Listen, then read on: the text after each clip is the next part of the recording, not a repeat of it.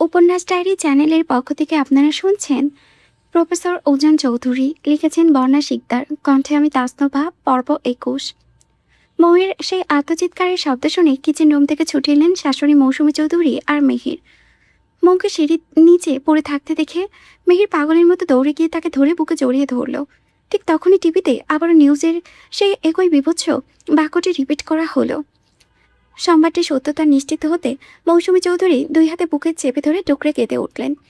নিজের ছেলের মৃত্যুর খবর এভাবে নিউজের পর্দায় দেখতে হবে, তা যে কোনো মায়ের কল্পনারও অতীত ছিল। মৌ নিজের পুরো শরীর ছেড়ে দিয়ে মেহিরকে শক্ত করে আঁকড়ে ধরে অঝর ধারায় কাঁদতে লাগলো। মেহু, আবার প্রফেসর সাহেব সত্যি আর নেই।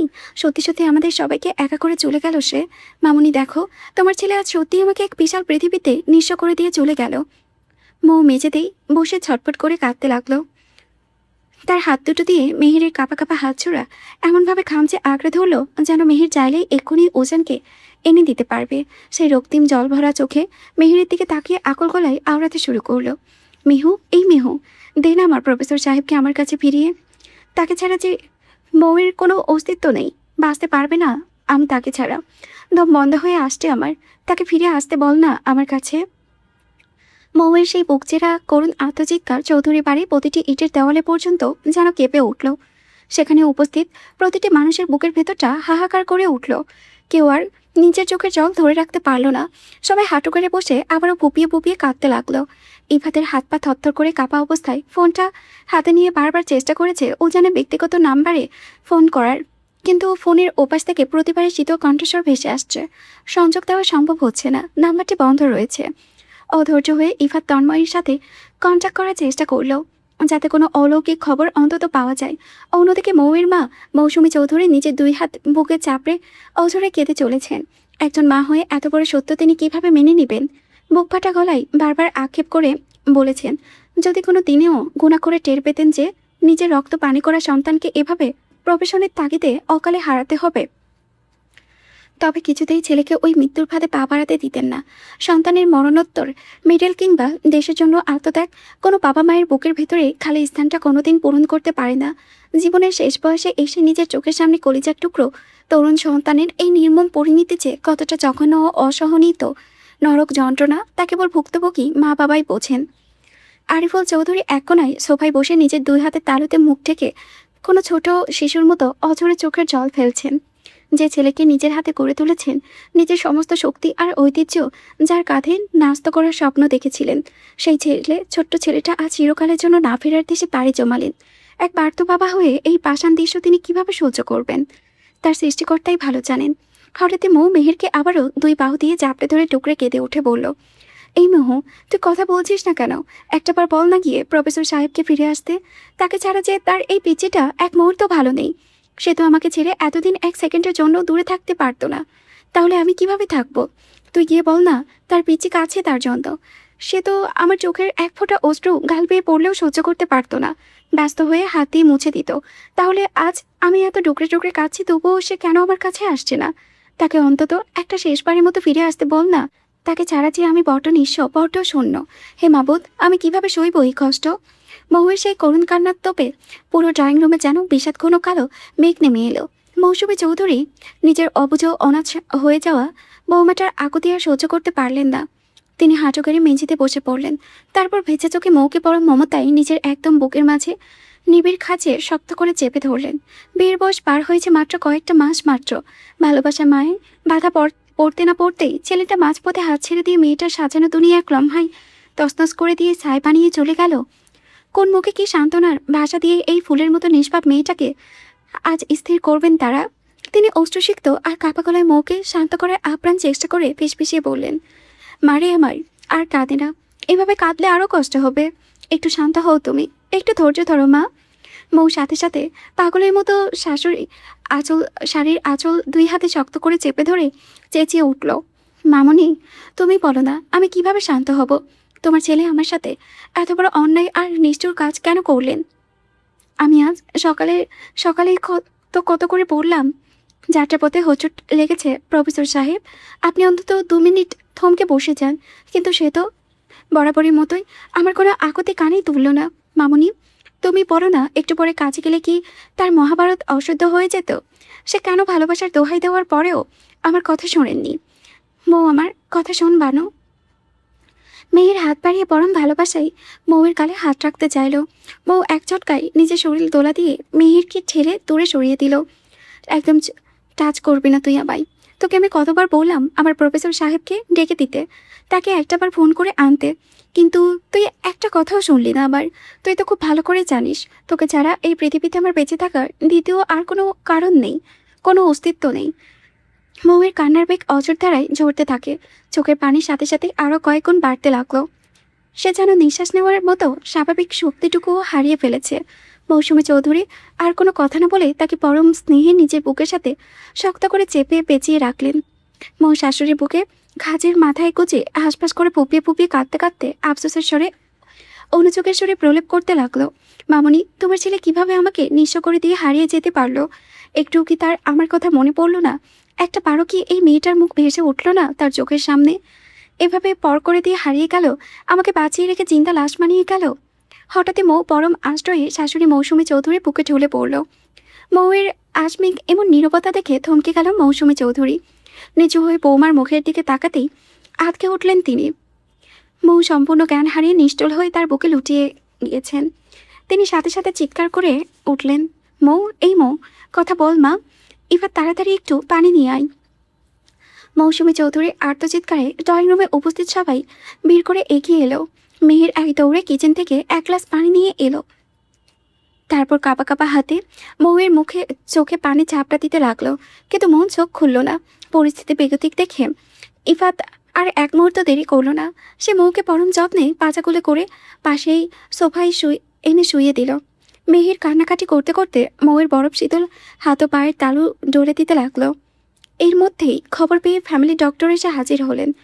তিনি মৌকে চেক আপ করলেন। বিষাদ শোকে মৌয়ের মানসিক কন্ডিশন খুব খারাপ উল্লেখ করে দ্রুত ঘুম ও শান্ত থাকার কিছু হাইডোজ মেডিসিন সাজেস্ট করে চলে গেলেন।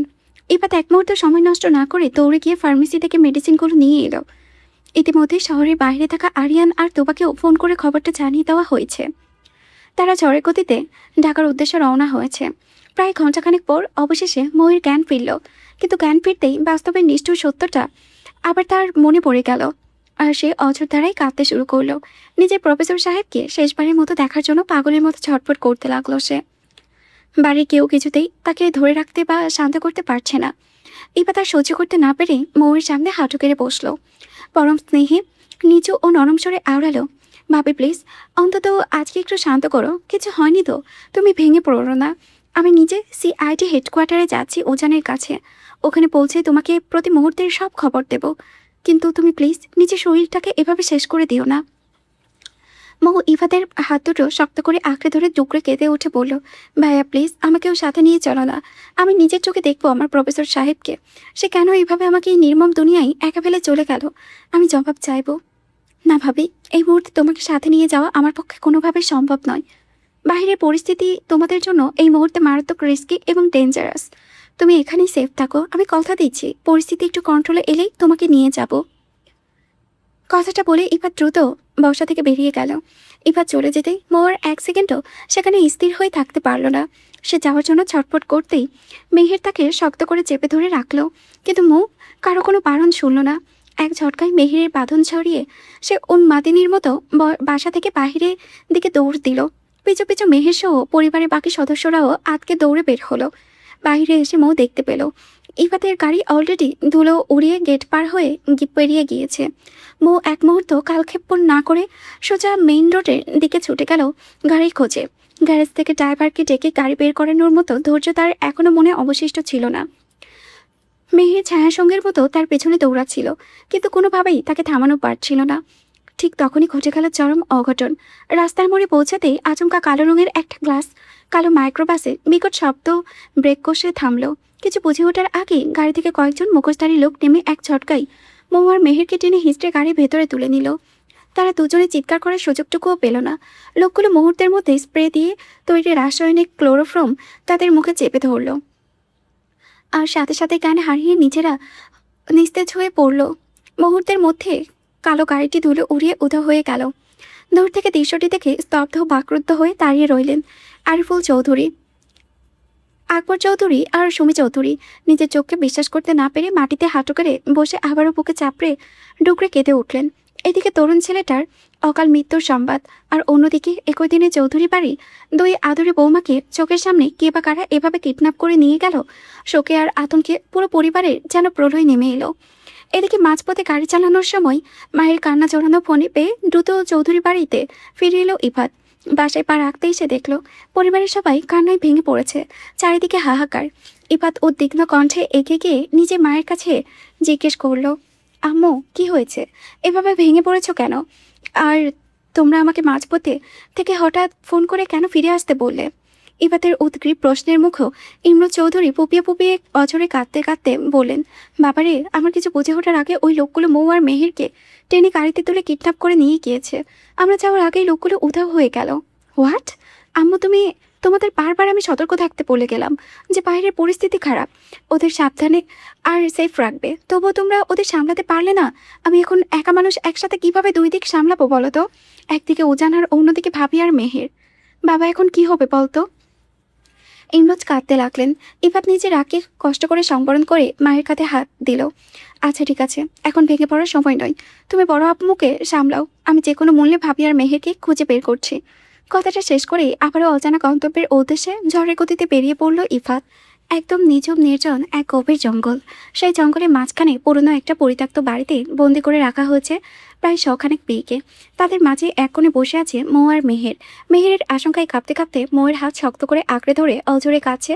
কিন্তু অলৌকিক ব্যাপার হলো, মৌয়ের চোখে এখন আর এক ফোঁটাও জল নেই। সে নিজের হাঁটু দুটো বুকের সাথে ভাঁজ করে নিষ্ঠুপ হয়ে বসে আছে। তার এই পাথর হয়ে যাওয়া নীরবতা মেহেরকে মারাত্মকভাবে ভাবিয়ে তুলছে।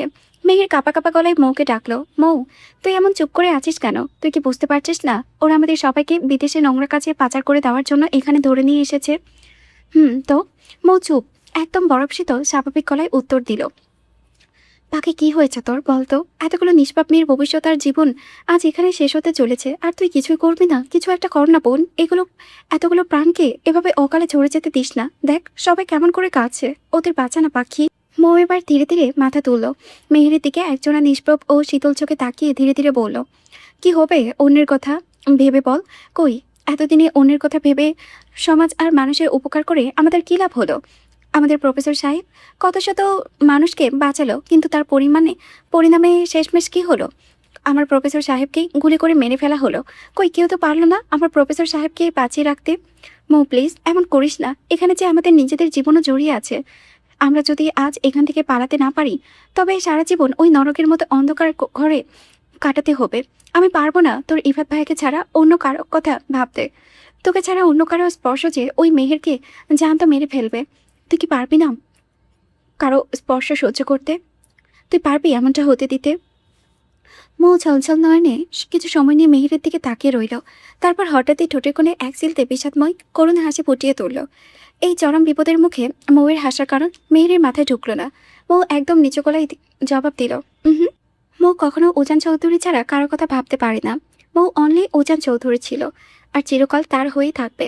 আমাদের যখন এখান থেকে অন্য কোথাও পাচার করে নিয়ে যাওয়া হবে, আমি তখন চলন্ত গাড়ি থেকে লাফ দিয়ে দেব। আর তুই টেনশন করিস না, তোকে ইফাত ভাই ঠিকই কোনো না কোনোভাবে খুঁজে বের করবে। তোকে সে বড্ড ভালোবাসে, কিন্তু আমার প্রফেসর সাহেব তো আমাকে একটুও ভালোবাসে না। তাই তো আমাকে এই ডিস্টোর দুনিয়ায় একলা ফেলে রেখে নিচে হারিয়ে গেল। কথা শেষ হতেই রোমে ভারী লোহার দরজা খুলে কয়েকজন শক্তপোক্ত লোক ভেতরে প্রবেশ করলো। তারা নির্মমভাবে প্রতিটি মেয়ের হাতে সিল মারতে শুরু করলো। ব্যথায় আর আতঙ্কে মেয়েরা চিৎকার করে কাঁদতেই লোকগুলো গর্জে উঠে ধমক দিল। আর সাথে সাথে পুরো রুম স্তব্ধ হয়ে গেল। একে একে সবার হাতেই সিল মারা হচ্ছে। ঠিক এমন সময় বাইরে থেকে বিশেষ একজন লোক ওই রুমে প্রবেশ করায় কাজ থামিয়ে পাচারকারী লোকগুলো একসাথে নিচু হয়ে সালাম দিল। মৌয়ের দৃষ্টি বরাবরের মতোই মেঝের দিকে নিস্তব্ধ ছিল, কিন্তু মেহের লোকটার দিকে তাকাতেই থমকে গেল। সে নিজের হাতের কোনোই দিয়ে মৌকে ধাক্কা দিয়ে সামনে তাকাতে বলল। মৌ চরম বিরক্তিকর দৃষ্টি নিয়ে চোখ তুলে তাকাতেই স্তব্ধ হয়ে গেল। সামনে তাদের দিকেই একজোড়া আকুল ও অসহায় দৃষ্টি নিয়ে দাঁড়িয়ে আছে স্বয়ং রোহান। মৌ কিছু বুঝে ওঠার আগেই রোহান ঝড়ের গতিতে দৌড়ে এসে মৌ আর মেহের দুজনকে একসাথে নিজের বুকের মাঝে জড়িয়ে ধরল। মেহের ভয়ে ছটপট না করলেও মৌ সজোরে ধাক্কা দিয়ে রোহানকে নিজের থেকে দূরে সরিয়ে দিল। রোহান হতভম্বের মতো অদ্ভুত দৃষ্টিতে তাকিয়ে রইল। ফুল, মেহু, তোরা এখানে কি করছিস? কথাটা বলেই সে হুঙ্কার ছেড়ে দিয়ে সেই পাচারকারী লোকগুলোর দিকে রক্তচক্ষু নিয়ে ধেয়ে গেল। হিংস্র সিংহের মতো গর্জন তুলে বলল, ওদেরকে তুলে এনেছে কেন, শৌরের বাচ্চা? রোহানের সেই হুঙ্কারে প্রতিটি লোক আতঙ্কে থরথর করে কেঁপে উঠল। একজন লোক ভয়ে কাঁপতে কাঁপতে পাশে দাঁড়িয়ে থাকা কয়েকজনের দিকে আঙ্গুল তুলে দেখিয়ে দিতেই রোহান এক উন্মাদের মতো রড তুলে নিয়ে তাদের উপরে এলোপাতাড়ি পিটতে শুরু করলো। জানোয়ারের বাচ্চা, তোরা কি করেছিস? তোরা আমার এই দুটো প্রাণকে এখানে তুলে এনেছিস? বলতে বলতেই সে রড দিয়ে পেটানো চালিয়ে যেতে লাগলো। তাদের শরীর যন্ত্রণায় ক্ষত বিক্ষত রক্তাক্ত করে দিয়ে তীব্র চেজস্ট্রি গলায় গর্জে উঠল, কুত্তার বাচ্চা, তোদের সাহস হলো কিভাবে? তোরা আমার এই ফুলকে কিডন্যাপ করে নিয়ে এসেছিস। তোরা জানিস ফুল আমার জান, আমার কলিজা, আমার সব। আর আমি আমার জানকেই পাচার করব? তোকে মৃত্যুর মুখে ঠেলে দেবো তাকে।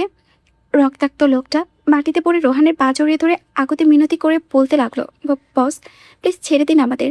আমরা সত্যি কিছু জানি না, আমাদের মাফ করে দিন। আমাদের যা বলা হয়েছে আমরা ঠিক তাই করেছি। রোহান রড উঁচিয়ে চিৎকার করে উঠল, জানিস না মানে? তোদের কোন বাপ বলেছে আমার এই দুই প্রাণকে এখানে ধরে আনতে? বল আমাকে। ঠিক তখনই পেছনে অন্ধকার কোণ থেকে বেরিয়ে আসলো এক কুটিল পৈশাচিক হাসির শব্দ সশব্দে ভেসে এলো। সেই চেনা হাসির আওয়াজ শুনে রোহান হঠাৎ পেছনে ফিরে তাকালো। আর পেছনে তাকাতেই মুহূর্তে স্তব্ধ ও বাকরুদ্ধ হয়ে গেল সে। সেখানে দাঁড়িয়ে আছে স্বয়ং মেয়র সাহেব নিজে। তিনিই সেই ক্ষমতাধর লোক যিনি দেশের ভেতরে থেকে নির্দোষ মেয়েদের সংগ্রহ করে বিদেশে পাচার করেন, আর বিদেশ থেকে রোহান নিজে ভিন্ন ভিন্ন জায়গায় ট্রান্সফার করে। মেয়র সাহেবকে এখানে দেখে রোহানের ভেতরের রাগটা এক ধাক্কায় যেন হাজার গুণে বেড়ে গেল। রোহান ধূপধাপ পা ফেলে হিংস্র বাঘের মতো দিয়ে গেল মেয়র সাহেবের দিকে। পাশে থাকা কাঠের চেয়ারটা সজোরে একটা লাথি মেরে মেয়র সাহেবের শার্টের কলা শক্ত করে চেপে ধরে গর্জে তুলে উঠল, আপনার এত বড় সাহস কিভাবে হলো যে আমার কলিজার দুটোকে কিডন্যাপ করার অর্ডার দিয়েছেন? আপনি কি ভুলে গিয়েছেন এই রোহান তালুকদারকে? মুহূর্তের মধ্যেই মেয়র সাহেবের দুজন সশস্ত্র বডিগার্ড এগিয়ে এসে রোহানের থেকে মেয়র সাহেবকে ছাড়ানোর চেষ্টা করলো, কিন্তু রোহানের শক্তির সামনে তারা সম্পূর্ণ ব্যর্থ হলো। কিছুক্ষণ পর রোহান নিজেই এক ঝটকায় তার কলার ছেড়ে দিল। নিজের মেজাজ কিছুটা সামনে নেওয়ার জন্য দুহাত দিয়ে মাথাটা শক্ত করে চেপে ধরল। পরিস্থিতি বুঝে মেয়র সাহেব নিচ থেকে কিছুটা নরম হয়ে রোহানের কাঁধে হাত রাখলেন। রোহান মাথা নিচু করে একটু নিচু স্বরে বলল, সরি মেয়র সাহেব, মাথাটা গরম হয়ে গিয়েছিল। মেয়র সাহেব কুটিল হেসে মাথা নাড়লেন। রোহানের এই অনিয়ন্ত্রিত রাগ সম্পর্কে তার খুব ভালো করে জানা আছে। তবে তিনি ফের কিছু বলার আগেই রোহান হঠাৎ চোখ তুলে কঠোর গলায় বলে উঠল, মেয়র সাহেব, আপনি লোকটিকে এখনই আমার জান দুটোকে নিরাপদে বাড়িতে পৌঁছে দিয়ে আসার ব্যবস্থা করুন। ওদের এমন কুৎসিত আর নোংরা জায়গায় এক সেকেন্ডের জন্য দাঁড়িয়ে থাকতে দেখে আমার সহ্য হচ্ছে না। রোহানের এই আসমে হুকুমে চাবুকের মতো এসে বাজল মেয়র সাহেবের কানে। রোহানের এমন প্রস্তাবে তিনি বিন্দুমাত্র খুশি হতে পারলেন না, বরং তার ফর্সা মুখের রং এক লম্হায় হিংস্র রূপ নিল। তিনি কণ্ঠস্বর চরম শক্ত করে বলে উঠলেন, এসব কি ফালতু কথা বলছো রোহান? আজ রাত 12টার আগেই বাইরাদের কাছে আমাদের গুনে গুনে ঠিক 100 মেয়ে বিদেশে পাচার করতেই হবে। এখন যদি ওই দুটো মেয়েকে ছেড়ে দিই, তবে এই শেষ মুহূর্তে বাকি দুজন মেয়ে আমি কোথা থেকে এনে দেব? ওদের আমি কোনো অবস্থাতেই ছেড়ে দিতে পারবো না রোহান। রোহানের চোখ দুটো মুহূর্তের মধ্যে রক্তবর্ণ লাল হয়ে উঠল। ইচ্ছে করেছিল হাতের কাছে থাকা রডটা দিয়ে লোকটাকে এখনই পিটিয়ে জ্যান্ত কবর দিয়ে দিতে, কিন্তু এই মুহূর্তে পরিস্থিতি সেকলে সে বড্ড নিরুপায়। সে রাগে তাতে দাঁত পিষে কটমট করে আওড়ালো, মেয়র সাহেব, আপনি যদি বয়সে আমার বাবার সমতুল্য না হতেন, তবে এতক্ষণে আপনাকে নিজের হাতে আমি এখানে জ্যান্ত কবর দিতাম। আপনি আমার নিজের প্রাণের পাচার করে দুঃসাহস দেখাচ্ছেন। আপনার কলিজা কাঁপছে না? এত তাড়াতাড়ি ভুলে গেলেন যে এই রোহান তালুকদার চাইলে কি কি করতে পারে? তার সাথে অজগলায় কথা বলার পরিণাম কি হতে পারে তা কি ফের মনে করিয়ে দিতে হবে? রোহান, তুমি আমার সাথে গলা চড়িয়ে কথা বলছো? মেয়র সাহেব বিকট চিৎকার দিয়ে উঠলেন, কিন্তু সেই চিৎকারকে বিন্দুমাত্র ভ্রুক্ষেপ করল না রোহান। সে বিষাক্ত ও তীব্র দৃষ্টি নিক্ষেপ করে ঠান্ডা গলায় বলল, যে রোহান তালুকদারকে জেল থেকে মুক্ত করে বের করে এনেছেন, তাকে নিজের হাতেই রোহান তালুকদার এই পৃথিবীর থেকে চিরকালের জন্য তার অস্তিত্ব মুছে দিয়েছিল। মনে আছে তো সেটা? মেয়র সাহেব এক লম্হায় বুঝতে পারলেন রোহানের সাথে শক্তি বা কথার লড়াইয়ে এখন সে কোনোভাবেই পেরে উঠবেন না। তিনি এক নজর নিস্পৃহা মুখে তাকিয়ে থাকা মৌয়ের দিকে তাকালেন, তারপর আবার চোখ নামিয়ে এক কুৎসিত পৈশাচিক বাঁকা হাসি হাসলেন। ধীর পায়ে এগিয়ে গিয়ে রোহানের কানের কাছে মুখ এনে ফিসফিস করে বলে উঠল, রোহান, তুমি হয়তো নিজেও আজ ভুলেই যাচ্ছ যে এই মেয়র সাহেব আসলে কি কি জিনিস করতে পারে। এই নারী পাচার আর কোটি কোটি টাকার বিজনেসে বাধা দেওয়ার অপরাধে একদিন আমার নিজের সংশোধিত ওয়াইফকেও আমি নিজের হাতে খুন করেছিলাম, অথচ সেই নারীকে আমি অসম্ভব ভালোবাসতাম। কিন্তু আমার কাছে ভালোবাসার চেয়ে এই টাকার মূল্য অনেক অনেক বেশি। আজ পর্যন্ত পুলিশ বা মিডিয়ার কেউ খোঁড়া করেও জানতে পারেনি যে মেয়র সাহেবের ওয়াইফকে আসলে কে মেরেছে। সবাই এটাই ভেবে বসে আছে যে আমার উপরে কারো ব্যক্তিগত আক্রোশ ছিল বলে তাকে মেরে ফেলা হয়েছে। আর শোনো, যেখানে নিজের ভালোবাসা ওয়াইফকে মারতে আমার হাত একটুও কাঁপেনি, সেখানে তুমি আমার কাছে কিচ্ছু না রোহান। রোহান রাগে ফেটে পড়ে কিছু একটা বলার জন্য উদ্যত হলো। সে কিছু বলার সুযোগ পাওয়ার আগেই মেয়র সাহেব বাড়িয়ে বানিয়ে তীব্র আফসোসের নাটক সুর তুলে ফিসফিসিয়ে বলে উঠলেন, রোহান, তুমি আমাকে এখন অহেতুক মৃত্যুর ভয় দেখাচ্ছ কেন? আচ্ছা, আমি কেন তোমার ফুলকে পাচার করার ঝুঁকি নেব বলো তো? তুমি নিজে নির্দেশ দিলে বলেই তো আমার লোকগুলো ওদের তুলে নিয়ে এলো। আমার হুকুমগুলো ভুলবশত ওকে তুলতে গিয়ে পাশে থাকা তোমার ওই বোনগুলোকেও তুলে নিয়ে এসেছে। তাছাড়া তোমার হুকুম আর প্ল্যানিংয়েরও তো আমার সিআইডি ডিপার্টমেন্টের সিক্রেট এজেন্ট উজান চৌধুরীকে গুলিতে মেরে দিলাম, যাতে তুমি খুব সহজে মৌকে নিজের করে কাছে পাও। আর আজ কাজ হাসিল হয়ে যাওয়ার পর সব দোষ একা আমাকে দিয়ে সাজু সাজছ, তাই তো? কথাটা শেষ করেই লোকটা একটা ভয়ঙ্কর পৈশাচিক হাসিতে মেতে উঠল। আর ঠিক তখনই রোমের এক কোণে থাকা পাথরের মতো জমে যাওয়া মৌ আর মেহেরের কানে যখন মেয়র সাহেবের এই পৈশাচিক সত্যের কথাটি স্পষ্ট এসে আঁচড়ে পড়ল, তারা দুজনে এক লম্হায় স্তব্ধ হয়ে গেল। মৌ আর এক মুহূর্ত নিশ্চুপ থাকতে পারল না। ক্ষিপ্ত হয়ে এক প্রকার ঝড়ের গতিতে সামনে এগিয়ে গিয়ে সজোরে রোহানের শার্টের খামচে ধরল। নিজের সমস্ত জোর দিয়ে উন্মাদের মতো এলোপাতারিভাবে আঘাত করতে শুরু করলো রোহানের চওড়া বুকে। তার চোখ দুটো বেয়ে তখন অঝর দ্বারাই গরম অশ্রুর বয়ে যাচ্ছে। মৌ দু হাতে দিয়ে হিংস্রতায় তাকে পিটিয়ে চলেছে, অথচ রোহান পাথরের মতো দাঁড়িয়ে রইল। আত্মরক্ষার জন্য একটা টু শব্দও পর্যন্ত করল না। সে কেবল এক অপরাধবোধ আর অসহায় দৃষ্টি নিয়ে মৌয়ের চোখের দিকে তাকিয়ে রইল। মৌ কাঁদতে কাঁদতে ডুকরে ওঠে চিৎকার করে অভিযোগ ছুড়ে দিল, তুমি এখন এটা কেন করলে রোহান ভাইয়া? আমি তোমাকে ভালোবেসে তোমার বুকে আশ্রয় দেইনি বলে সেই আক্রোশে আমার প্রফেসর সাহেবকে আমার বুক থেকে এভাবে চিরকালের জন্য কেড়ে নিলে তুমি। এত খারাপ তুমি! তুমি একটাবারও এই মেয়েটার কথা ভাবলে না? ওজান চৌধুরীকে ছাড়া তার তাসমিয়া মৌ চৌধুরী বাঁচতে পারবে না। কেন করলে এত বড় অপরাধ? বলতে বলতেই মৌয়ের সমস্ত শারীরিক শক্তি যেন এক লম্হায় নিঃশেষ হয়ে গেল। সে হাত পা ছেড়ে দিয়ে ধপাস করে ধুলোবালি মাখা মেঝেতে লুটিয়ে পড়ল। পাগলের মতো চিৎকার করে কাঁদতে লাগলো সে। মৌয়ের সেই আত্মচিৎকারে আর বুক ভরা কান্নার শব্দে রোহানের পুরো শরীর বারবার শিউরে শিউরে উঠতে লাগলো। তার বুকের ভেতরটা এক অচেনা অসহ্য যন্ত্রণায় অস্বাভাবিকভাবে মোচড় দিয়ে উঠল। আর রোহানের কাঁপতে কাঁপতে হাঁটু গেড়ে সোজা মৌয়ের চোখের সামনে বসে পড়ল।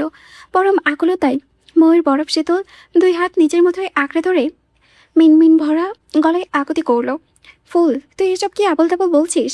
আমি মারিনি উজানকে, কসম সত্যি মারিনি। উজান আমার সবচাইতে প্রিয় বেস্ট ফ্রেন্ড ছিল, আমার নিজের ভাইয়ের মতো ছিল ও। ওকে আমি নিজ হাতে কীভাবে মারতে পারি তুই বল? আমি সত্যি মারিনি উজানকে, ওই কুত্তার বাচ্চা একদম মিথ্যা কথা বলছে। মৌ আচমকা উন্মাদের মতো জেগে ধরে রোহানের শার্টের কলার দুটো আবার শক্ত করে চেপে ধরে চিৎকার দিয়ে উঠল, সবাই মিথ্যা বলে, আর এই দুনিয়ায় শুধু তুমি একাই ধোয়া তুলসী পাতার সত্যবাদী, তাই না? তুমি তো সেই গ্রামে থাকতেও হুমকি দিয়ে বলেছিলে না আমাকে পাওয়ার জন্য প্রয়োজনে আমার প্রফেসর সাহেবকে খুন করে ফেলবে।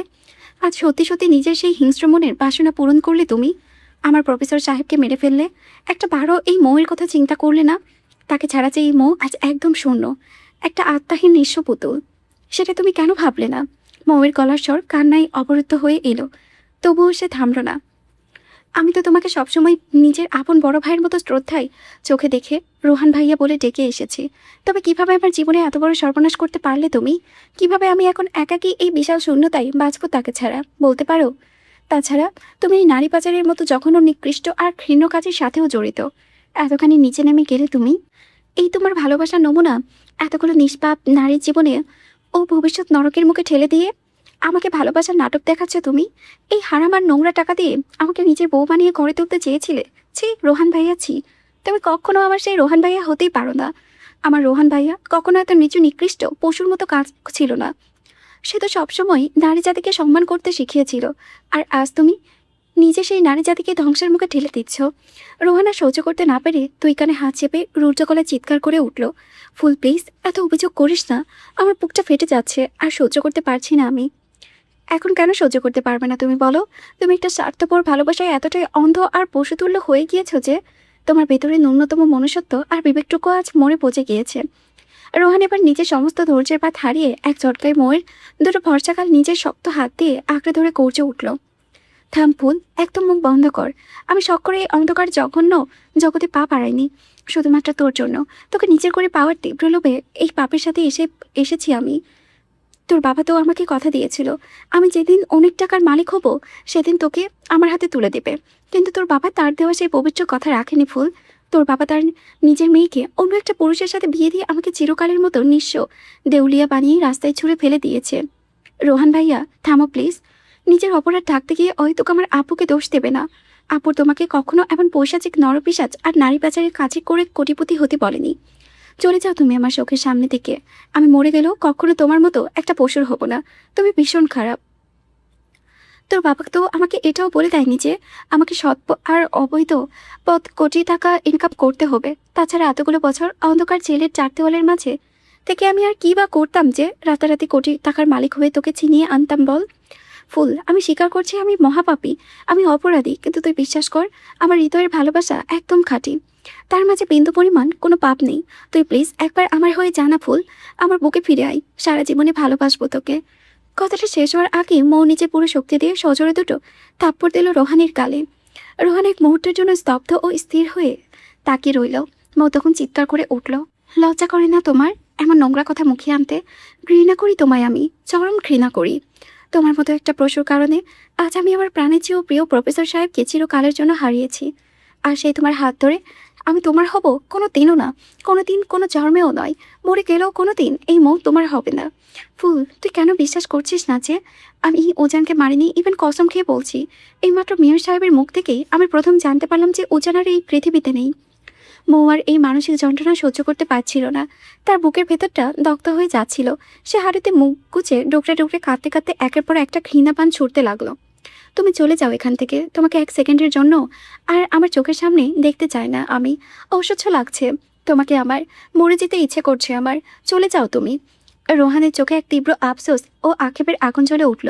সে ভীষণ ও ভাঙা গলায় আওড়ালো, তুই কেন মরবি ফুল? আমি মরবো। আমি মরে গিয়ে তারপর তোকে চিরকালের জন্য মুক্তি দিয়ে দেবো। মরে যাও তুমি রোহান ভাইয়া। তুমি মরে গেলে সত্যি সত্যি আমি কাঁদবো না। তুমি অনেক খারাপ। তোমার জন্য আমার প্রফেসর সাহেব আমার কাছে নেই। তুমি একটা খুনি। ঘৃণা করি তোমাকে আমি। আই হেট ইউ রোহান ভাইয়া, আই রিয়েলি হেট ইউ। কথাগুলো চাবুকের মতো এসে রোহানের বুকে আঁচড়ে পড়ল। রোহানের বুকের ভেতরটা খাঁচাই যেন কালবৈশাখী ঝড় শুরু হয়ে গেল। তার হৃৎপিণ্ড অস্বাভাবিক বিদ্যুৎ গতিতে লাফাতে লাগলো। বুকের ভেতরটা এমনভাবে কাঁপতে লাগলো যেন পাঁজরের হাড়গুলো সব মরমর করে ভেঙে গুঁড়ো হয়ে যাচ্ছিল। চোখ দুটো জলে ঝাপসা হয়ে এলো তার। সে কাতর ও অসহায় সরে কাপা ঠোঁটে ফিসফিসিয়ে শেষ আকুতি জানালো, আমি মরে গেলেও তোর চোখ দিয়ে এক ফোঁটাও অশ্রুও ঝরবে না ফুল। মৌ চোখের পানি এক ঝটকায় মুছে নিয়ে বিন্দুমাত্র দয়া না দেখিয়ে বরফ শীতল কণ্ঠে জবাব দিল, না, এক ফোঁটাও ঝরবে না। এই তাসপিয়া মৌ চৌধুরী তোমার মতো না।